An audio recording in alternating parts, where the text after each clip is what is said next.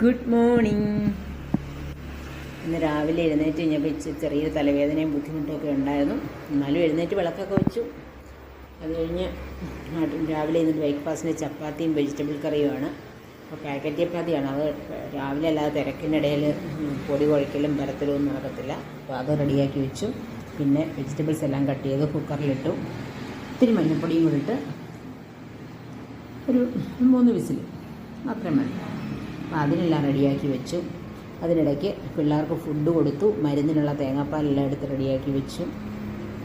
ഇനിയൊരു മോര് കാച്ചി ഉണ്ടാക്കാം. മോൻ വരും, അപ്പോൾ അവന് ചോറിന് മോര് കാച്ചി വേണം. അപ്പോൾ അതിനുവേണ്ടി നമ്മൾ ഇഞ്ചിയും പച്ചമുളകും വെളുത്തുള്ളിയും ചെറിയ ഉള്ളി എല്ലാം കൂടെ അരിഞ്ഞ് നന്നായിട്ട് വഴറ്റും.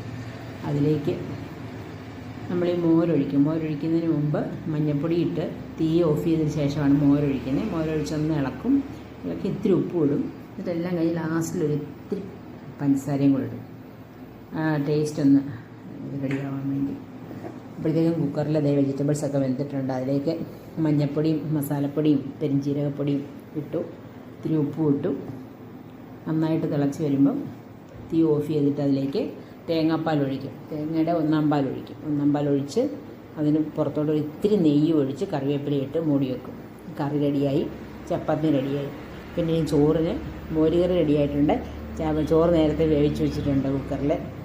ഇനി അതൊന്ന് വാർത്ത് വെച്ചാൽ മതി. പിന്നെ കുഴയ്ക്കാൻ മെഴുക്ക് പറ്റിയും പിന്നെ മോന് ഒരു 4-5 കഷ്ണം ചിക്കനും റെഡിയാക്കി. അപ്പോൾ ഇത്രയൊക്കെയുള്ള രാവിലത്തെ വിശേഷങ്ങൾ.